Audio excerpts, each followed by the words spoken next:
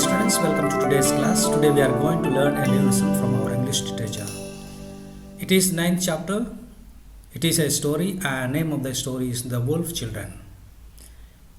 There are two parts of this story. So this is the first part of the story. Students, do you know what is wolf? Wolf is any predator carnivorous mammals like dog. It looks like dog. Dear students, we can divide this story into four sections.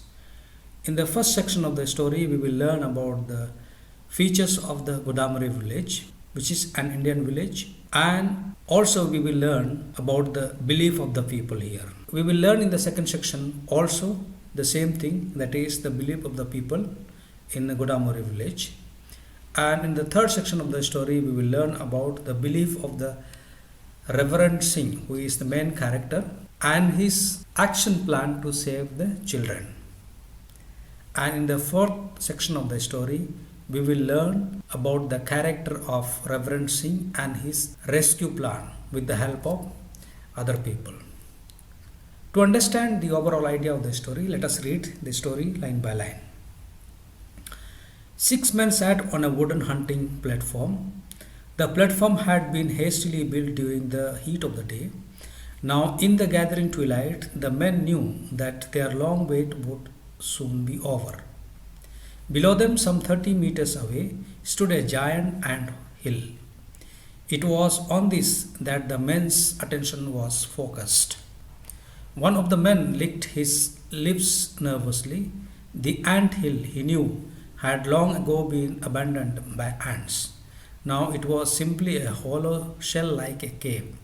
Inside there lived jungle demons. Sunset was the time for the demons to appear. It was 9th October 1920. Everyone in the Indian village of Godamari knew about the jungle demons. They had heard their howls and their strange yelping cries. Several people had actually seen the demons. They were in appearance half human, half animal. The superstitious would no longer venture into the forest for the fear of them. The forest was bathed in a deep red glow from the setting sun. The first of the large fruit bats flapped past the waiting men. Suddenly, there was a movement in the narrow entrance of the ant hill. The men on the platform stiffened. One of them drew in his breath sharply while another tightened his grasp on the stock of his rifle. Let's learn some new words first of all. Hastily, it means hurriedly, quickly. Twilight means the time of the day immediately after the sunset. Giant means a big creature. Abandoned, it means left, that which has stopped being used. Demons means evil supernatural being. Howl means long loud noise. Yelping means a sharp high pitched cry. Venture means a risk. And flapped means move in a wavy pattern, and grip means hold firm. So in this paragraph we see the 6 men were standing on the platform which was raised during the day. Now they were waiting for hunting, and now it is the time for them to do so. Therefore they are waiting for this long awaited time has come to an end. Below them, some 30 meters away, there was a giant ant hill. And this ant hill was abandoned by the ants long ago. And people of the village believed that it is in this shell that jungle demons lived. Even some people have seen them. And their appearance, they say, they look like half human and half animal. And those people who are more superstitious would no longer go to the forest because of the fear. And when these 6 men were standing in order to hunt the animals, because of the flapping of the bat, they were frightened. And one of the men stiffened himself, and another drew his breath sharply, and while another again tightened his hands on the rifle. Now let's read next lines. Something was coming out of the ant hill. It was fully grown wolf. Behind it came a second wolf and then two small cubs. Then something else emerged. It was a demon, just as the villagers had said, half human and half animal. The demon was followed by a second monster, much smaller than the first. Both of the creatures had matted hair, which covered their faces, and both walked on all fours. They looked around cautiously before bounding after the wolves. The six men reacted in different ways. Two aimed their rifles at the strange creatures. One quickly signaled them not to shoot. Then he began to write in his notebook. One man, too frightened to look, buried his face in his hands. The rest stared in disbelief. So the stories were true. They had seen the monsters for themselves. The man with the notebook was Reverend Singh. As a priest in the village of Godamari, he had listened to the tales and chatted about the demons and had been determined to prove that the stories were nonsense. Even so, it had taken a good deal of persuasion to find men who would take him to the demon's lair and wait with him while he observed them for himself. Back at Godamari, the Reverend Singh ignored the excited talk of his five companions and read through the notes he had scribbled at the time. The creatures were hideous beings, he had written. Both of them ran on all fours. Of one he had put hand, foot, and body like a human being, but the head was a big ball of something covering the shoulders. He was convinced, however, that the creatures were not demons. What he felt sure he had seen were two children about 4 or 5 years old. From the way the children had moved, Singh believed that they had been living with the wolves for a long time. He had no doubt about what he should do next. He must rescue them. In this part of the story, we see about the Reverend Singh and his belief, what he believed, and how he decides to rescue children. First of all, let us learn some new words. Monster means imaginary creature of various human and animal parts. Mated, rough, not glossy. Persuasion means the act of persuading. And lair means wild animals' resting place.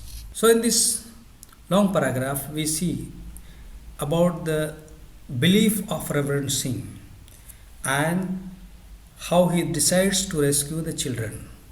This is the main point in this long paragraph. But besides that, we see when there was a flapping of the birds, the men on the platform were shivered, they were frightened. So they made themselves ready for the action. And at that time, one held his gun gravely, another stiffened himself, and so the other people. So at that time, they saw something coming out from the anthill. It was a fully grown up wolf, and behind it there came another wolf, and then two small cubs. Then something else they saw emerging out of the anthill, and it was a demon. As people were saying earlier story about demons, so also they saw something coming out, and it was half human and half animal. And this demon was followed by another monster which was smaller than the first one, and both the creatures had matted hair. Their hairs were rough, and this covered their shoulders and faces. They looked around cautiously before bounding after the wolves. So before moving, they were cautiously looking around. The six men reacted in different ways looking at them. The two aimed their rifles at the strange creatures, and one signaled them not to shoot. Then another person took out his note to write something. So we see that different people are reacting different ways. One is writing something, another is ready to shoot, and some others are looking at the animals, these creatures, very strange way, because beyond their belief they looked like. So the stories were true. They had seen the monster for themselves. And we see the Reverend priest. Now he determined to prove that the stories were nonsense. He believed that demons do not exist. So he wanted to prove, and that is why he wrote something. He felt that he had seen two children about 4 or 5 years. He realized that these children had been living with the wolves for a very long time, and therefore he decided to rescue them. Now let's read further. He didn't even consider leaving them to go on living as wild animals. The next day he tried to form a rescue party from among the men of the village. None of them would help him capture the wolf children. So let's read further. He didn't even consider leaving them to go on living as wild animals. The next day he tried to form a rescue party from among the men of the village. None of them would help him capture the wolf children. They still believed that the creatures were evil spirits. The Reverend Singh was forced to seek help from another village 7 miles away. A week later, the hunting party advanced on the lair. As they neared the ant hill, they spread out in a circle. They moved cautiously, beating the ground in front of them. The advance frightened many smaller animals into the open, but no wolves appeared. The Reverend Singh moved towards the mound. He ordered two men to start digging at the entrance. They began to hack the ground nervously. Singh assured them there were no demons, but this was little comfort. He knew well enough that there were wolves inside. At any moment, they expected an angry wolf to emerge. Then a wolf did spring out to the lair. The digger jumped back as it ran off into the thick undergrowth. Nobody tried to stop its escape. In fact, some of men, frightened at the sudden appearance of the animal, began to run away. Singh began to shout at the fleeing men, but stopped as another wolf emerged. This was the she-wolf, courageously trying to defend her young. She arched her back and bared her teeth, but before Singh could give any order, some of the men shot several arrows. Singh watched the animal roll over the agony. He felt bitter and angry with himself. He had not intended to kill any of the wolves. Now he snatched up a spade and dug furiously into the ant hill. Let's learn some new words. Mound. It means a raised mass of earth, especially created for defense purpose. And bare means made public or shown publicly. So in this paragraph we learn the character of Reverend Singh. He did not believe in the tales of the jungle demons. Instead, he decided to get into the depth of the situation to understand it better. He analyzed the whole situation before taking decision. Not superstitious. He did not believe in the superstitions and tales that the villagers were spreading. He did not get scared of creatures. Rather, he decided to rescue them once he identified them as children. So he carried out his operations. So he did not even consider leaving them to go on living like animals. That means the animals which he had seen with the wolves, he considered that they were human beings, but they lived with the wolves from long time ago. That is why they are living with them. So in order to rescue them, he decided. So next day he decided to form a rescue party. But from the village they did not help him. So he has to seek help from other villages.